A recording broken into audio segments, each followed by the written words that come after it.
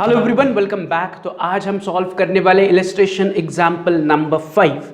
तो देखते हैं उन्होंने क्या कहा है एंड उस तरह से हम सॉल्व करते हैं। तो उन्होंने कहा है Shubham a trader does not keep proper books of accounts.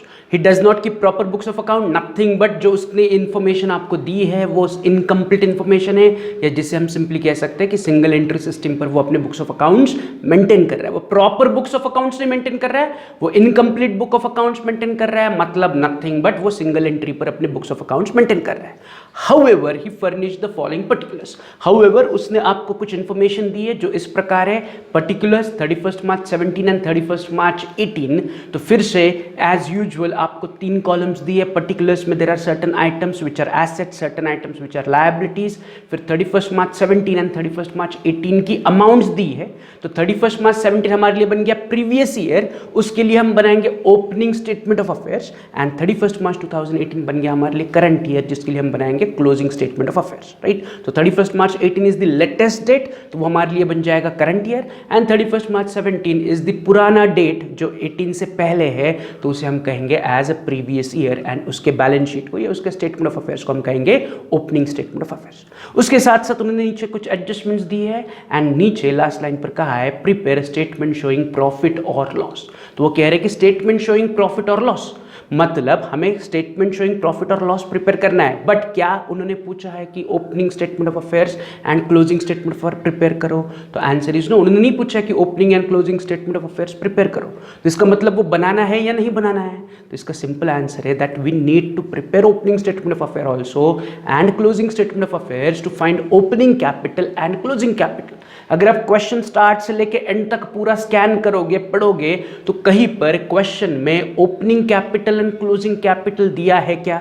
That is capital on 31 March 17 हमारे पास क्वेश्चन में अवेलेबल है क्या? Answer is no.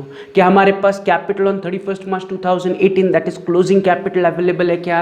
Answer is no. So there is no opening capital given, no closing capital given, तो we need to find both the capital by preparing opening statement of affair and closing statement of affair, and साथ ही साथ उन्होंने जो पूछा है वो भी हमें बनाना पड़ेगा, that is statement of profit और लॉस। राइट, तो एज यूजुअल जैसे हमने लास्ट एग्जांपल में सॉल्व किया था उसी प्रकार से यहाँ पर हमें 3 स्टेटमेंट्स बनाने हैं, opening statement of affair, closing statement of affair and statement of profit और लॉस। तो फटाफट फॉर्मेट रेडी करते हैं। मैं आ रहा हूँ ऑन फर्स्ट पेज पर मैं opening statement of affairs and closing statement of affair draw कर रहा हूँ, and on the second page में ड्रॉ कर रहा हूँ स्टेटमेंट ऑफ प्रॉफिट और लॉस। तो ये 2 पेजेस का फॉर्मेट सबका रेडी होना चाहिए। अब हम क्या करेंगे, अब हम जो टेबल है इसे कॉपी करेंगे and opening statement of affairs and closing statement of affairs में पोस्ट करेंगे। फिर बैलेंस करने पर हमें ओपनिंग कैपिटल, क्लोजिंग कैपिटल मिलेगा। तो सिंपल सा टास्क है, चाहिए तो आप वीडियो पॉज करो, पूरा पोस्टिंग करो, बैलेंसिंग करो, ओपनिंग कैपिटल फाइंड आउट करो, क्लोजिंग कैपिटल फाइंड आउट करो, और फिर वीडियो को प्ले करो या मेरे साथ सॉल्व करो। Choice is yours. तो पहला आइटम हमारे पास है cash at bank is nothing but assets, तो मैंने दोनों तरफ उसे एसेट्स में लिखा। Cash at bank 3000, cash at bank 6500। Cash at bank के बाद cash in hand is also asset, तो पिछले साल cash in hand 200, current year cash in hand 5000। Cash in hand के बाद stock in trade is also asset, पिछले साल stock 60,000, current year stock 68,000। Stock के बाद अगला आइटम है डेटर इज अगेन एसेट, पिछले साल debtor 10,000, current year debtors 25,000। Debtors के बाद इक्विपमेंट इज अगेन एसेट, पिछले साल इक्विपमेंट 8,000, करंट ईयर इक्विपमेंट 8,000, दोनों साल इक्विपमेंट इज 8,000। इक्विपमेंट के बाद सन्ड्री क्रेडिटर इज लायबिलिटी, तो पिछले साल sundry creditors 15,000, current year sundry creditors 10,000। Sundry creditors के बाद last item is furniture which is again asset, पिछले साल furniture 10,000, current year furniture 10,000। Simple सा पोस्टिंग है। तो सारे आइटम जो टेबल में दिए थे हमने पोस्ट कर लिए ओपनिंग स्टेटमेंट ऑफ अफेयर्स में and closing statement of affair में। अब बस हमें इन दोनों स्टेटमेंट ऑफ अफेयर्स को बैलेंस करना है। तो अगर आप ओपनिंग स्टेटमेंट ऑफ अफेयर्स को बैलेंस करोगे तो आपको ओपनिंग कैपिटल मिल रहा है as 76,200, and closing statement of affairs को बैलेंस करने पर मुझे क्लोजिंग कैपिटल मिल रहा है as 1,12,500। Simple, opening statement of affairs balance किया, ओपनिंग कैपिटल मिला, closing statement of affairs balance किया, क्लोजिंग कैपिटल मिला, तो ओपनिंग कैपिटल आ गया, क्लोजिंग कैपिटल आ गया। अब हम सिंपली क्या प्रिपेयर करेंगे, स्टेटमेंट ऑफ प्रॉफिट और लॉस। तो सेकंड पेज पर आ जाओ। स्टेटमेंट ऑफ प्रॉफिट और लॉस में हमेशा statement of profit and loss loss की शुरुआत होगी with closing capital, that is nothing but capital at the end of the year. तो हमारे पास कितना क्लोजिंग कैपिटल हमने अभी फाइंड आउट किया था क्लोजिंग स्टेटमेंट ऑफ अफेयर्स में 1,12,500, उसे उठाओ एंड प्रॉफिट और लॉस के स्टेटमेंट में लिखो क्लोजिंग कैपिटल 1,12,500। सिंपल, हम हमेशा प्रॉफिट और लॉस के स्टेटमेंट की शुरुआत करते हैं विद क्लोजिंग कैपिटल। तो मैंने भी सबसे पहले क्लोजिंग कैपिटल लिखा, इमीडिएटली इसमें हम ऐड करेंगे ड्रॉइंग्स ड्यूरिंग द ईयर। तो आई हैव टू चेक कि क्या क्वेश्चन में ड्रॉइंग्स अवेलेबल है या नहीं है। अगर है तो आपको एडजस्टमेंट में दिए जाएंगे कि कितने ड्राइंग्स ओनर ने या जो प्रोप्राइटर है या बिजनेसमैन है उसने किए। तो चेक करो एडजस्टमेंट में कि क्या कोई ड्राइंग्स है क्या। तो अगर आप एडजस्टमेंट में देखोगे तो उन्होंने वेरी क्लियरली कहा है विथड्रू 5,000 एज ड्राइंग्स, राइट। कि फर्स्ट सेंटेंस है during the year Shubham introduce 3,000 as further capital, तो वो हो गया एडिशनल कैपिटल। एंड आगे कहा है कि शुभम विथड्रू ₹5,000 एज ड्राइंग्स। तो वेरी क्लियरली क्वेश्चन में ड्राइंग्स की इंफॉर्मेशन हमारे पास अवेलेबल है। तो इस 5,000 ड्राइंग्स को उठाओ एंड क्लोजिंग कैपिटल में ऐड करो as drawings during the year ₹5,000। अब 5,000 को क्लोजिंग कैपिटल में ऐड करने पर नीचे टोटल आएगा 1,17,500। अब इस टोटल में से हम इमीडिएटली क्या सब्ट्रैक्ट करेंगे, हम सब्ट्रैक्ट करेंगे एडिशनल कैपिटल। तो मैं लिख रहा हूं less additional capital brought during the year. तो क्या शुभम ने इस साल कुछ कैपिटल बिजनेस में इंट्रोड्यूस किया है क्या? Answer is yes. इसी एडजस्टमेंट का पहला सेंटेंस देखो, during the year Shubham introduce 3,000 as further capital. तो further capital additional capital is 3,000। उस कैपिटल को उठाओ एंड स्टेटमेंट में रिकॉर्ड करो as additional capital brought during the year ₹3,000। इस 3,000 को मुझे क्या करना है, ऊपर के वैल्यू से सब्ट्रैक्ट करना है।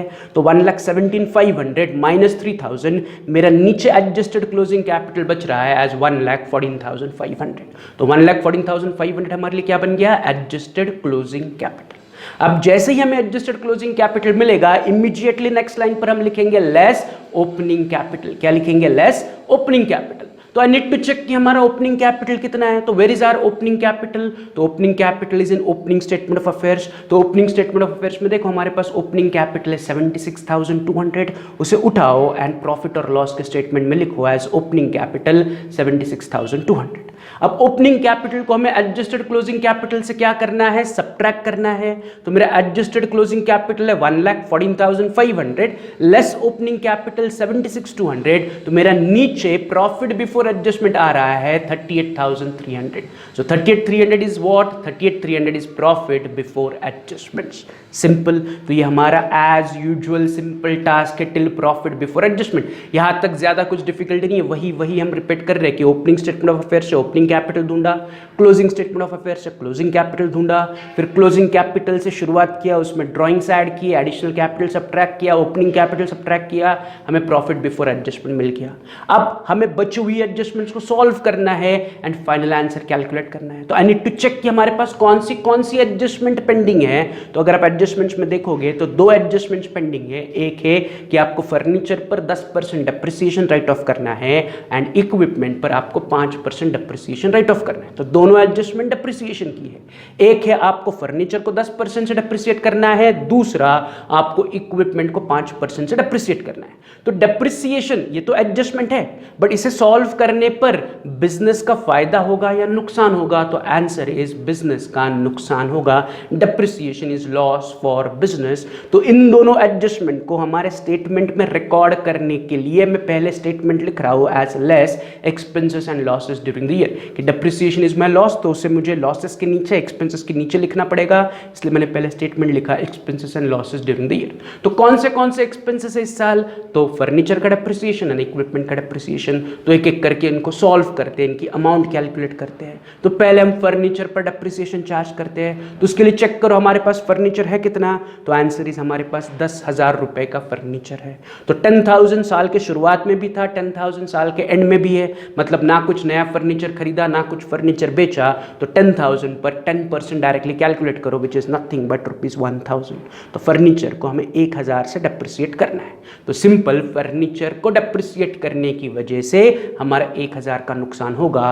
तो इस नुकसान को मैं उठा के एक्सपेंसेस एंड लॉसेस के नीचे लिखूंगा as my first statement, depreciation on furniture ₹1,000। Simple, इसमें ज़्यादा कुछ डिफिकल्टी नहीं है। तो डेप्रिसिएशन हो गया ऑन फर्नीचर। फिर अगला पार्ट क्या है कि इक्विपमेंट को 5% से डेप्रिसिएट करो। तो फिर से देखो हमारे टेबल में इक्विपमेंट्स है कितने रुपए के, 8,000 रुपए के। तो हमें 8,000 इक्विपमेंट को या 8,000 रुपए के इक्विपमेंट्स को 5% से डेप्रिसिएट करना है। तो 8,000 शुरुआत में भी था, 8,000 एंड में भी है। तो यहाँ पर there is no new equipment, no old equipments. जो कुछ भी इक्विपमेंट्स है वो साल की शुरुआत से लेके एंड तक कांस्टेंट है। तो मैं स्ट्रेट अवे 8,000 पर 5% डेप्रिसिएशन चार्ज करूंगा, विच इज नथिंग बट ₹400।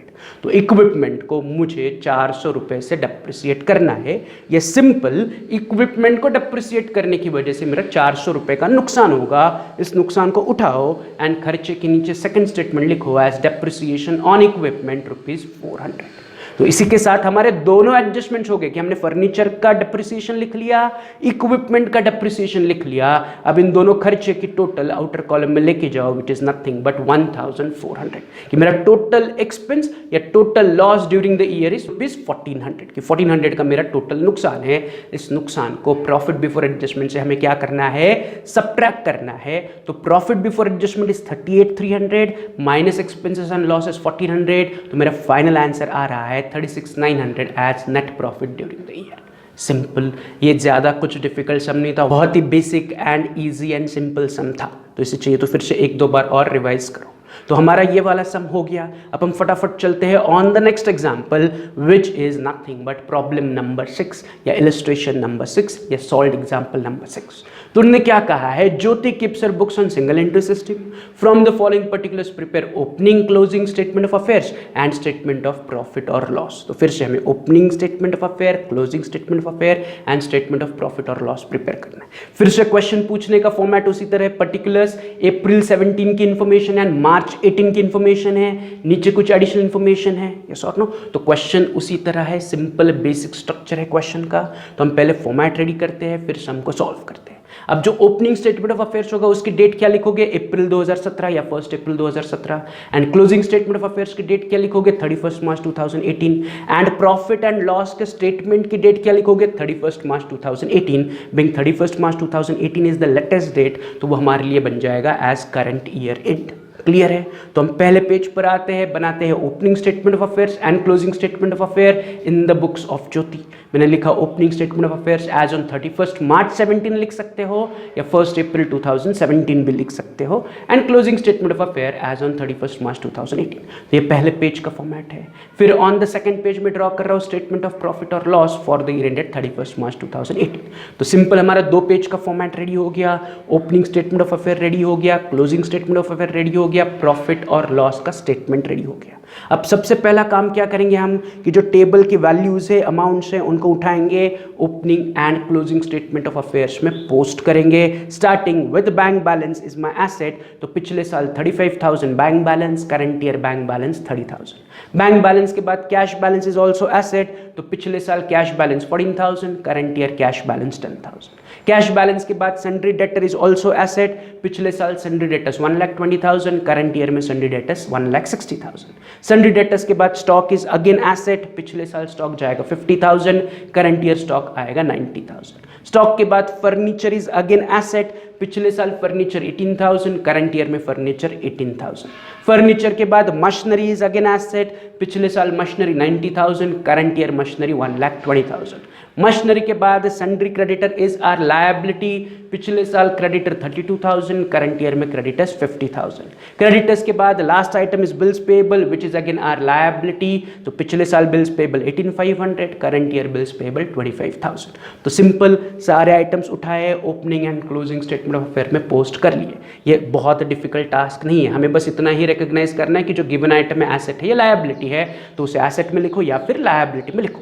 तो पोस्टिंग हो गया। अब हमें इन दोनों स्टेटमेंट ऑफ अफेयर्स को क्या करना है, बैलेंस करना है। तो अगर आप ओपनिंग स्टेटमेंट ऑफ अफेयर्स को बैलेंस करोगे तो आपको ओपनिंग कैपिटल मिल रहा है एज 2,76,500।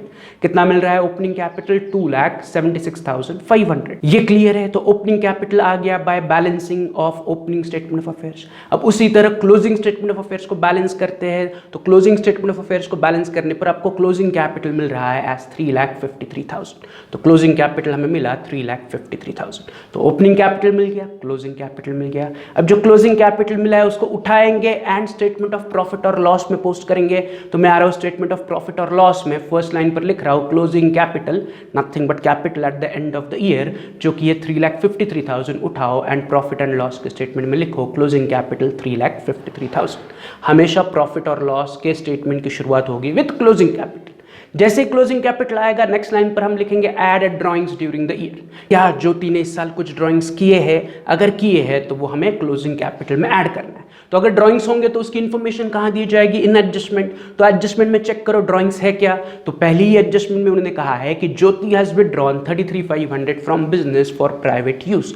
तो यहाँ पर ड्राइंग्स की स्ट्रेट अवे वैल्यू दी है 33,500। तो एडजस्टमेंट 1 के हिसाब से ड्राइंग्स बनते हैं 33,500, उसे उठाओ and drawings during the year के सामने लिखो 33,500। Drawings during the year is nothing but 33,500 as per adjustment 1। तो ड्राइंग्स आ गया है। इस ड्राइंग्स को हमें क्या करना है? क्लोजिंग कैपिटल में ऐड करना है। तो क्लोजिंग कैपिटल इज 3,53,000 प्लस 33,500, नीचे मेरा सब टोटल आ रहा है कैपिटल का 3,86,500। तो जैसे ही हम ड्राइंग्स ऐड करेंगे क्लोजिंग कैपिटल में, नेक्स्ट लाइन पर हम लिखेंगे less additional capital brought during the year. तो वी हैव टू चेक कि क्या ज्योति ने इस साल कुछ एडिशनल कैपिटल बिजनेस में लाया है क्या। अगर वो लाया है तो उसे हमें क्या करना है? लेस करना है फ्रॉम द क्लोजिंग कैपिटल। तो फिर से एडजस्टमेंट में चेक करो, is there information of additional capital? तो आंसर इज यस। एडजस्टमेंट 2 में चेक करो, उन्होंने कहा है शी हैज इंट्रोड्यूस्ड, मतलब Jyoti has introduced additional capital of ₹5,000 into the business on 1 January 2018। So very clearly उन्होंने कहा है कि ज्योति ने बिजनेस में 5,000 रुपये एडिशनल कैपिटल दिया। तो उस एडिशनल कैपिटल को उठाओ एंड हमारे स्टेटमेंट में लिख लो as additional capital brought during the year ₹5,000। इस एडिशनल कैपिटल को हमें क्या करना है? क्लोजिंग कैपिटल से सबट्रैक्ट करना है। तो क्लोजिंग कैपिटल का सब टोटल आया था 3,86,500 माइनस एडिशनल कैपिटल 5,000, नीचे एडजस्टेड क्लोजिंग कैपिटल बचेगा 3,81,500। सो मेरा एडजस्टेड क्लोजिंग कैपिटल आ गया 3,81,500। कैसे? तो क्लोजिंग कैपिटल में मैंने ड्राइंग्स ऐड किए एंड एडिशनल कैपिटल सबट्रैक्ट किया, मुझे एडजस्टेड क्लोजिंग कैपिटल मिला। जैसे ही एडजस्टेड क्लोजिंग कैपिटल मिलेगा मैं नेक्स्ट लाइन पर लिखूंगा लेस ओपनिंग कैपिटल। क्या लिखूंगा? लेस ओपनिंग कैपिटल की एडजस्टेड कैपिटल से या एडजस्टेड क्लोजिंग कैपिटल से मुझे इमीडिएटली ओपनिंग कैपिटल को सबट्रैक्ट करना है। तो where is my opening capital? तो ओपनिंग स्टेटमेंट ऑफ अफेयर्स में देखो हमारे पास ओपनिंग कैपिटल अवेलेबल है 2,76,500, उसे उठाओ एंड ओपनिंग कैपिटल के सामने लिखो ₹2,76,500 एंड ओपनिंग कैपिटल को एडजस्टेड क्लोजिंग कैपिटल से सबट्रैक्ट करके नीचे आंसर ले लो विच इज ₹1,05,000, जिसे हम कहेंगे प्रॉफिट बिफोर एडजस्टमेंट। क्या कहेंगे? Profit before adjustment. So how much is my profit before adjustment? 1,05,000। कैसे आया प्रॉफिट बिफोर एडजस्टमेंट? तो हमने सिंपल फॉर्मूला यूज किया कि closing capital add drawings during the year less additional capital during the year less opening capital, हमें answer मिल गया of profit before adjustment. अब एडजस्टमेंट के पहले का प्रॉफिट मिला, अब हमें देखना पड़ेगा कि कौन सी एडजस्टमेंट पेंडिंग है। तो मैं आ रहा हूं फिर से एडजस्टमेंट में कि हमारे पास टोटल 5 एडजस्टमेंट है, जिसमें से adjustment 1 was about drawings of Jyoti, adjustment 2 was additional capital of Jyoti. तो एडजस्टमेंट 1 एंड 2 ऑलरेडी हमने रिकॉर्ड कर लिया, तो उसे इग्नोर करो। एडजस्टमेंट 3 में कहा है कि additions to the machinery were made on 1 January 2018। तो आपके सामने जो टेबल है उसमें मशीनरी की वैल्यू देखो, उन्होंने दी है एज 90,000 एंड 1,20,000। मतलब साल की शुरुआत में आपके पास मशीनरी 90,000 की थी, बट साल के एंड में आपके पास मशीनरी 1,20,000 की हुई। दैट इज आपकी मशीनरी इंक्रीज हुई। क्यों इंक्रीज हुई? क्योंकि आपने इस साल मशीनरी में कुछ नई मशीनरी ऐड की, और ये मशीनरी आपने ऐड कब की है? तो उन्होंने एडजस्टमेंट 3 में कहा है कि आपने जो नई मशीनरी परचेस की है वो 1 जनवरी 2018 को परचेस की है। तो जो एडिशंस टू द मशीनरी है या जो नई मशीनरी है वो जनवरी 2018 में खरीदी है। तो जब हम मशीनरी पर डेप्रिसिएशन कैलकुलेट करेंगे तो हमें ओल्ड मशीनरी पर अलग कैलकुलेट करना है, न्यू मशीनरी पर अलग कैलकुलेट करना है। तो अभी बस समझने की बात इतनी है कि जब हम डेप्रिसिएशन कैलकुलेट करेंगे ऑन मशीनरी तो we need to break up into old machinery and new machinery and then we need to calculate the depreciation. तो एडजस्टमेंट 3 में बस उन्होंने वही कहा है कि जो मशीनरी का कुछ हिस्सा है वो नया है। फिर एडजस्टमेंट 4 में कहा है कि आपको फर्नीचर एंड मशीनरी को डेप्रिसिएट करना है। फिर एडजस्टमेंट 5 में कहा है कि आपको आरडीडी मेंटेन करना है डेटर पर 15% एंड एडजस्टमेंट 6 में कहा है closing closing stock is over valued by 20% in the books. तो अगर देखा जाए तो यहाँ पर टोटल 4 एडजस्टमेंट पेंडिंग है। कौन सी एडजस्टमेंट पेंडिंग है? फर्नीचर का डेप्रिसिएशन पेंडिंग है, मशीनरी का डेप्रिसिएशन पेंडिंग है, आरडीडी का एडजस्टमेंट पेंडिंग है and closing stock over valued है, तो हमें क्लोजिंग स्टॉक को रिड्यूस करना पड़ेगा। तो ये 4 एडजस्टमेंट पेंडिंग है। तो अब बस मुझे इतना ही सोचना है कि ये जो 4 एडजस्टमेंट है या इन 4 एडजस्टमेंट को अगर हम सॉल्व करेंगे तो सॉल्व करने पर बिजनेस का फायदा होगा या नुकसान होगा। तो आंसर इज वेरी सिंपल, ये चारों एडजस्टमेंट बिजनेस के लिए लॉस है। डेप्रिसिएशन तो लॉस है ही, तो फर्नीचर का डेप्रिसिएशन, मशीनरी का depreciation is loss, RDD is loss and closing stock is over valued. Over valued मतलब जितना होना चाहिए उससे ज्यादा है, तो हमें स्टॉक को रिड्यूस करना पड़ेगा। Stock is my asset, asset को रिड्यूस करोगे तो क्या होगा? नुकसान होगा। तो ये चारों एडजस्टमेंट जो पेंडिंग है वो चारों की चारों एडजस्टमेंट हमारे लिए नुकसान है। तो जब हम उसे हमारे स्टेटमेंट में रिकॉर्ड करेंगे तो इन चारों एडजस्टमेंट को हमें रिकॉर्ड करना पड़ेगा अंडर एक्सपेंसेस एंड लॉसेस। तो मैं इन चारों एडजस्टमेंट को सॉल्व करने के लिए पहले स्टेटमेंट लिख रहा हूं as less expenses and losses during the year. क्या लिख रहा हूं? Expenses and losses during the year, कि डेप्रिसिएशन मेरा लॉस है, आरडीडी मेरा लॉस है और valuation of stock is my loss. अब एक एक करके इन चारों एडजस्टमेंट को सॉल्व करते हैं एंड यहां पर स्टेटमेंट में लिखते हैं। तो शुरू करते हैं विद द 4th एडजस्टमेंट, जिसमें उन्होंने कहा है कि आपको फर्नीचर एंड मशीनरी को दोनों को 10% से डेप्रिसिएट करना है। तो पहले डेप्रिसिएट करते हैं फर्नीचर को। तो क्वेश्चन में चेक करो हमारे पास फर्नीचर है कितना? ₹18,000 का। तो 18,000 साल के शुरुआत में भी था, 18,000 साल के एंड में भी है। मतलब फर्नीचर में आपने इस साल कुछ नया फर्नीचर ऐड नहीं किया, तो जो अवेलेबल फर्नीचर है उसको स्ट्रेट अवे 10% से डेप्रिसिएट करो। तो 18,000 का 10% इज नथिंग बट 1,800। तो फर्नीचर पर मुझे 1,800 रुपया डेप्रिसिएशन चार्ज करना है। तो इमीडिएटली इस डेप्रिसिएशन की वैल्यू को उठाओ एंड एक्सपेंसेस के नीचे लिखो पहला statement as depreciation on furniture ₹1,800, कि फर्नीचर को डेप्रिसिएट करने की वजह से या फर्नीचर पर डेप्रिसिएशन चार्ज करने की वजह से हमारा नुकसान है ₹1,800 का। अब सेम एडजस्टमेंट में कहा है कि मशीनरी को 10% से डेप्रिसिएट करो। तो एडजस्टमेंट में तो उन्होंने बोल दिया कि मशीनरी को 10% से डेप्रिसिएट करो, बट हमें चेक करना पड़ेगा हमारे पास मशीनरी है कितनी। तो जो टेबल है उसमें चेक करो कि हमारे पास मशीनरी है कितनी। तो उस टेबल में उन्होंने कहा है कि हमारे पास मशीनरी है 90,000 एंड 1,20,000। कितने की मशीनरी है? कि 90,000 एंड 1,20,000, दो वैल्यूज है। अब ये दो वैल्यूज का मतलब क्या है? तो साल के शुरुआत में हमारे पास मशीनरी 90,000 की थी एंड साल के एंड में हमारे पास मशीनरी 1,20,000 की हो गई। तो 90,000 से मशीनरी बढ़ के 1,20,000 तक चली गई। तो there is a increase in machinery which denotes कि आपने इस साल मशीनरी में कुछ नई मशीनरी ऐड की या कुछ नई मशीनरी आपने खरीदी। तो ये नई मशीनरी कब खरीदी उसकी हमारे पास इंफॉर्मेशन अवेलेबल है क्या? तो आंसर इज यस। उन्हें थर्ड एडजस्टमेंट में कहा है कि additions to the machinery were made on 1 January 2018। क्या कहा है उन्होंने? कि additions to the machinery were made on 1 January 2018, कि जो आपको डिफरेंस दिख रहा है मशीनरी में, दैट इज 30,000 की मशीनरी आपने इस साल परचेस की। कि मेरे पास साल के शुरुआत में 90,000 की मशीन थी, वो बढ़ के साल के एंड में 1,20,000 की हो गई। So there is a increase of 30,000 in machinery which is nothing but मैंने इस साल मशीनरी में 30,000 का मशीनरी ऐड किया या मैंने इस साल 30,000 का नया मशीनरी परचेस किया। तो जब हम डेप्रिसिएशन चार्ज करेंगे मशीनरी पर तो मुझे नए मशीनरी का डेप्रिसिएशन अलग कैलकुलेट करना पड़ेगा according to the date given in the question and पुरानी मशीनरी पर मुझे पूरे साल का डेप्रिसिएशन कैलकुलेट करना पड़ेगा। तो मैं सिंपली क्या कर रहा हूं, जो मेरे पास अवेलेबल मशीन है 1,20,000 की, उसे दो हिस्सों में ब्रेकअप करूंगा as old machine and new machine. तो उसका वर्किंग आप अपने अपने नोटबुक में करो कि मैं क्या कर रहा हूं वर्किंग, कि मेरे पास मशीनरी अवेलेबल है टोटल 1,20,000, जिसमें से पुरानी machinery is nothing but 90,000 and 90,000 की अगर पुरानी मशीन है तो नई मशीनरी बन गई 30,000 जो कि मैंने परचेस की है ऑन 1 जनवरी 2018। तो मैंने क्या किया, जो क्लोजिंग मशीनरी थी 1,20,000 की, उसे old machinery 90,000 and new machinery 30,000 में ब्रेकअप कर लिया। राइट? कैसे? तो 120 में से 90,000 मेरे पास ओपनिंग बैलेंस था, तो 120 में से 90,000 एक तरफ चला गया तो दूसरी तरफ बचता है 30,000। अब ये 30,000 की नई मशीनरी मैंने परचेस कब की है? तो एडजस्टमेंट 3 में उन्होंने कहा है ऑन 1 जनवरी 2018। तो जब नई मशीनरी पर आप डेप्रिसिएशन चार्ज करोगे तो जनवरी 18 से मार्च 18 तक जितना मंथ्स बनेंगे उतने मंथ्स के लिए डेप्रिसिएशन चार्ज करोगे। लेकिन नए मशीन को डेप्रिसिएट करने से पहले मैं क्या करूंगा, ओल्ड मशीन जो 90,000 है पहले उस पर डेप्रिसिएशन चार्ज करूंगा। कितना, तो मैंने एडजस्टमेंट 4 में कहा है मशीनरी को 10% से डेप्रिसिएट करो, तो मैं ओल्ड मशीनरी इज 90,000, तो 90,000 का 10% बना 9,000। सिंपल 90,000 पर स्ट्रेट अवे 10% यानी कि 9,000 रुपये डेप्रिसिएशन बनता है।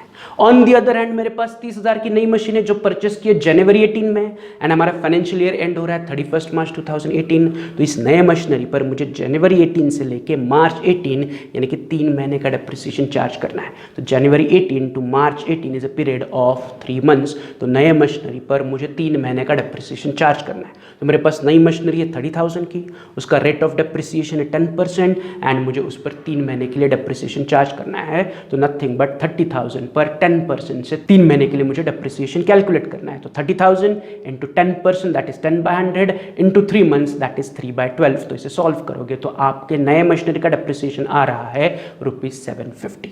तो पुरानी मशीनरी का डेप्रिसिएशन इज 9,000, नए मशीनरी का डेप्रिसिएशन इज 750। दोनों को ऐड करोगे तो total depreciation on machinery is 9,750। तो मशीनरी पर मुझे टोटल 9,750 रुपीज का डेप्रिसिएशन चार्ज करना है। तो इन दोनों की टोटल को उठा के मैं खर्चे में लिखूंगा as depreciation on machinery ₹9,750। Is this clear? कि total depreciation on machinery is 9,750। 9,000 पुरानी मशीनरी का डेप्रिसिएशन, 750 नए मशीनरी का डेप्रिसिएशन, दोनों को मिला के मेरा टोटल डेप्रिसिएशन हो गया 9,750। तो यहाँ पर हमारी एडजस्टमेंट 3 एंड 4 दोनों कंसिडर हो गई। कि एडजस्टमेंट 3 में उन्होंने कहा था नई मशीनरी जनवरी में खरीदी है, एडजस्टमेंट 4 में कहा था फर्नीचर एंड मशीनरी को डेप्रिसिएट करो, तो दोनों का डेप्रिसिएशन खर्चे में आ गया। We are done with adjustment 3 and 4। फटाफट चलते हैं एडजस्टमेंट 5 जिसमें उन्होंने कहा है आरडीडी मेंटेन करो ऑन सन्ड्री डेटर्स एट 15%। तो ये सिंपल एडजस्टमेंट है, डेटर्स पर 15% आरडीडी चार्ज करो। तुम्हारे पास डेटर्स की वैल्यू अवेलेबल है 1,20,000 एंड 1,60,000। तो इनमें से कौन से वैल्यू पर आरडीडी कैलकुलेट करोगे? तो एज यूजुअल जैसे मैंने आपको पहले भी कहा है कि RDD is always calculated on closing value of debtors. तो डेटर्स की क्लोजिंग वैल्यू इज 1,60,000। तो मुझे डेटर्स के जो क्लोजिंग वैल्यू है 1,60,000 पर 15% आरडीडी कैलकुलेट करना है। तो 1,60,000 का 15% इज नथिंग बट 24,000। कि मेरे डेटर्स से 1,60,000 उसका 15% बनता है 24,000। तो आरडीडी की वैल्यू इज 24,000। आरडीडी हमारे लिए नुकसान है, तो इस 24,000 आरडीडी को उठाओ एंड खर्चे में लिखो as reserve for doubtful debts ₹24,000 कि आरडीडी की वजह से मेरा 24,000 का नुकसान हुआ। ये क्लियर है कि यहाँ पर एडजस्टमेंट 5 के हिसाब से हमने आरडीडी कैलकुलेट की, उसे खर्चे में लिख लिया। अब एडजस्टमेंट 6 में उन्होंने कहा है कि closing stock is over valued. क्या कहा है उन्होंने कि closing stock is over valued, यानी कि जितना होना चाहिए क्लोजिंग स्टॉक उससे ज्यादा है, तो हमें स्टॉक को रिड्यूस करना पड़ेगा। तो यहाँ पर वर्ड यूज हुआ है ओवर वैल्यूड। तो ओवर वैल्यूएशन का फॉर्मूला मैंने आपको बताया, तो वो फॉर्मूला यहाँ पर हमें अप्लाई करना है। बट हमें पहले चेक करना पड़ेगा हमारे पास क्लोजिंग स्टॉक है कितना। तो देखो टेबल में हमारे पास क्लोजिंग स्टॉक अवेलेबल है 90,000। 90,000 क्यों? क्योंकि साल के एंड वाला stock is always closing stock. So stock के 50 और 90 दो वैल्यू है ना, 50,000 और 90,000। तो 50,000 साल के शुरुआत का स्टॉक है यानी कि ओपनिंग स्टॉक है, एंड 90,000 साल के एंड का स्टॉक है यानी कि क्लोजिंग स्टॉक है। तो जो क्लोजिंग स्टॉक 90,000 है वो ओवर वैल्यूड है। कितने से ओवर वैल्यूड है? 20% से। तो ओवर वैल्यूएशन की हमें अमाउंट कैलकुलेट करनी है। तो मैंने कहा है कि जब भी वर्ड ओवर वैल्यूड दिया जाएगा तो आपको फॉर्मूला यूज करना है as book value into over valuation percentage divided by 100 plus over valuation percentage. तो ये फॉर्मूला हमने पहले भी पढ़ा हुआ है, मैंने कहा था कि इसे लर्न करो। जब भी ओवर वैल्यूड ऐसा वर्ड आपको क्वेश्चन में दिया जाएगा या एडजस्टमेंट में दिया जाएगा तो you have to use the formula to calculate over valuation की अमाउंट। तो what is the book value of closing stock? 90,000।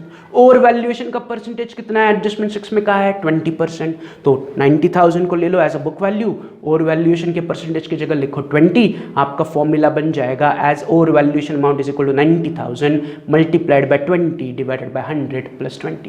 ये 90,000 का स्टॉक है which is over valued by 20%। तो 90,000 इंटू 20 डिवाइडेड बाय 100 प्लस 20। तो इसे सॉल्व करोगे तो आपको आंसर मिलेगा 90,000 इंटू 20 बाय 120। तो 90,000 इंटू 20 बाय 120 का आपका फाइनल आंसर मिलेगा एज 15,000. सो नथिंग बट आपका closing stock is over valued bye 15,000. तो मुझे क्लोजिंग स्टॉक को 15,000 से रिड्यूस करना है.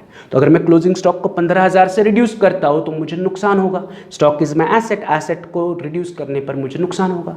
कितने से रिड्यूस करना है हमें स्टॉक को? 15,000 से. तो मेरा नुकसान कितना है? 15,000. तो जो 15,000 ओवर वैल्यूएशन अमाउंट है ये मेरे लिए बन गया लॉस. उसे उठा के मैं अपने एक्सपेंसेस एंड लॉसेस में लिखूंगा. तो मेरा चौथा स्टेटमेंट आएगा as over valuation of stock ₹15,000 कि स्टॉक 15,000 से ओवर वैल्यूड है तो मैंने उसे रिड्यूस किया. रिड्यूस करने पर मेरा नुकसान हुआ इसलिए ओवर वैल्यूएशन की अमाउंट मैंने लॉस में लिख ली.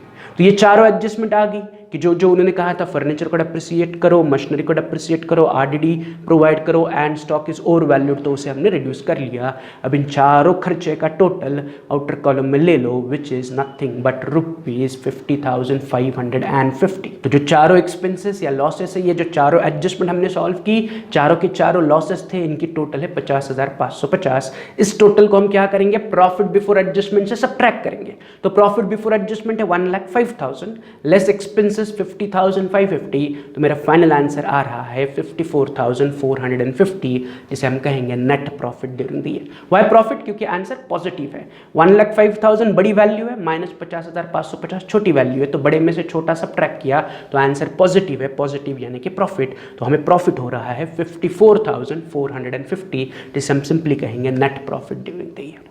तो यहाँ पर हमारा इलस्ट्रेशन नंबर 6 या सॉल्व एग्जाम्पल 6 कंप्लीट हुआ. इन नेक्स्ट लेक्चर हम सॉल्व करने वाले हैं एग्जाम्पल 7, प्रॉब्लम 7 या इलस्ट्रेशन 7. तो उसे पढ़ के उसका नेसेसरी फॉर्मेट रेडी करके रखो. साथ ही साथ opening capital closing capital calculate करके रखो.